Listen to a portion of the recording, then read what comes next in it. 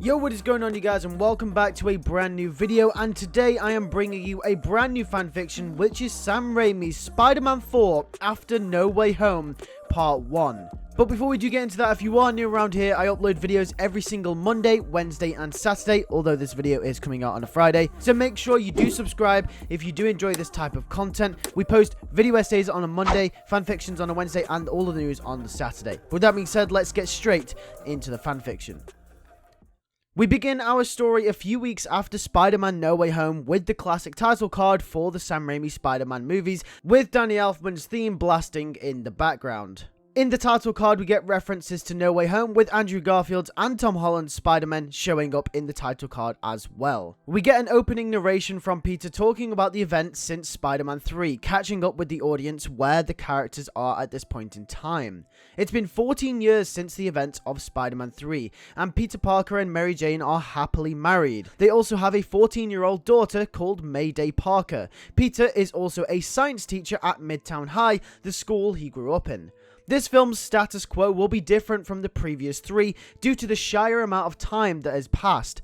However, given the age of the actors and the characters from No Way Home, this story will be a passing of a torch and will be more of a celebration of Tobey Maguire's Spider-Man and the success his three films have had and his appearance had in No Way Home. This film will focus around Peter and Mayday and their relationship as Mayday learns to take on the mantle of the Wallcrawler just as Peter did in the first Spider-Man film. A big portion of the first act of the film will be to make it very clear that Peter's life as Spider-Man is very much over when it comes to fighting big villains, and No Way Home's multiverse incident was just a one-off. However, Peter still from time to time will take down a robbery of some kind or just some small level crimes, which will be the reason why he was still wearing a suit in Spider-Man No Way Home, but wasn't actively in it like Andrew Garfield's Spider-Man was. I think the difference between Andrew's and Tobey's entrance was to reflect their lives at the time of No Way Home. Andrew's Peter doesn't have much left after the death of Gwen Stacy, and Spider-Man was the only thing he had left. And thus he's in his Spider-Man costume at the time of the reveal. And Tobey's Spider-Man has everything. As later explained in the scene where the Peters are coming up with the cures for the villains, Peter and MJ worked everything out, and Peter seems to be living a normal life. I imagine Spider-Man has been on the back burner for a very long time for this version of Peter Parker,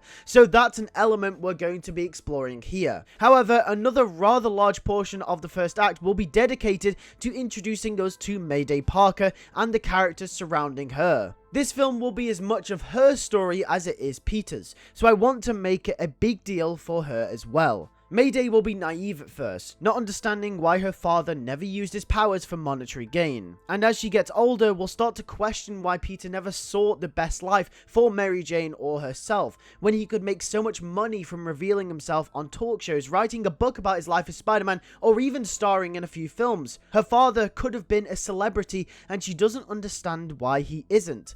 And this is where we got our first rising conflict of the film. We're introduced to Mayday's best friend as well, who happens to be Felicia Hardy. As you can see, I'm starting to take elements from what the original Spider-Man 4 would have been, and you'll start to see this play out.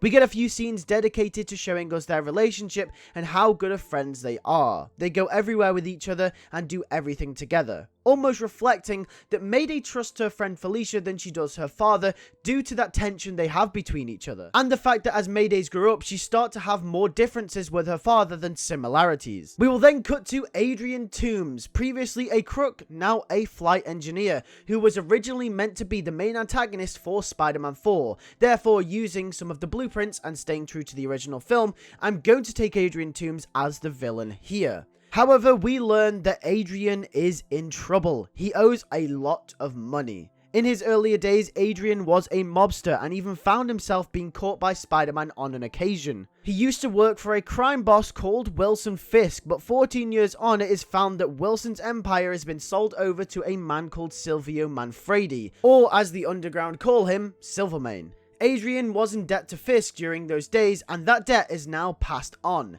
Silvermane takes no prisoners and is on Adrian's case about the money that he owes to the company. Since Adrian can't pay up, Silvermane threatens his entire family. But then he comes to a compromise. It turns out that some of the petty crimes Spider-Man is stopping from time to time are a part of the underground crime regime that Silvermane is currently running, and says that he can either pay up the money or bring Spider-Man in. It's one or the other. But how? Using his knowledge as a flight engineer, Adrian comes up with a suit design that would allow him to soar the skies in search for the Wallcrawler and finally bring him in. Adrian is an emotional character and only wants his family to be safe, which is why he goes to the extremes of protecting him. But with all that exposition out of the way, we then cut on to later in the film where Mayday starts to discover that she has spider powers, just like her father did. She will be surprised but not at all afraid. She knew this day would come. After all, her father is Spider-Man. We will get a montage of Mayday and Felicia together experimenting with her powers, seeing what they can do. Similar to the scene from Miss Marvel where Kamala experiments with her powers. However, she decides not to tell her mother or father as they'll probably lecture her into not using them. But Mayday wants to succeed on where she thinks her father went wrong and use her powers for money and success. But she needs a suit, some fancy duds to go with her new powers, and we get a scene which parallels the scene with Adrian as Mayday makes her own variation of the spider costume. Mayday starts low, not in the spotlight, to prove that she can make money before going big. In the same vein as her father, she does a few wrestling matches and things similar, with Felicia right there by her side. However, the popularity then gets out of hand and blows up, with Peter and MJ both finding out about it. We then get a scene where Mayday returns home and Peter and MJ start to lecture her. Peter is upset that she didn't tell him that she got her powers, and Mayday says because she knew that he'd lecture her into not using them. And then in a bid to calm her down, Peter then gives her the responsibility speech. The speech that he knew one day he'd have to tell her after Uncle Ben taught him in Spider-Man 1. But Mayday isn't having it. She mocks it even, saying that times have changed and she's going to make a name for herself by taking an opportunity she's been given. It's not every day that someone gets given spider powers, she'll say. And then Peter will say back to her that that's not what being Spider-Man is about. And Mayday will say that she's no Spider-Man. And thus, we come to the end of Act 1, and the conflict is only just starting. If you enjoyed this fanfiction, make sure to tune in next Wednesday for part 2 to see Spider-Man 4 after Spider-Man No Way Home. And make sure to subscribe because you do not want to miss what goes down in part 2. It all starts to ramp up and kick off when we get round to the second act. And if you enjoy all type of video essays and all the news regarding Spider-Man every single Monday and Saturday, then make sure to subscribe as well. And make sure to hit the bell so you do not miss another video as soon as it comes out on the channel. On the left hand side of the screen, you can see a video that has been personally chosen for you based off other videos you already enjoy. And on the right side of the screen, you can find my most recent upload. And with that being said, I'll see you all on Saturday for this week's news roundup. Thanks for watching, take care, and peace.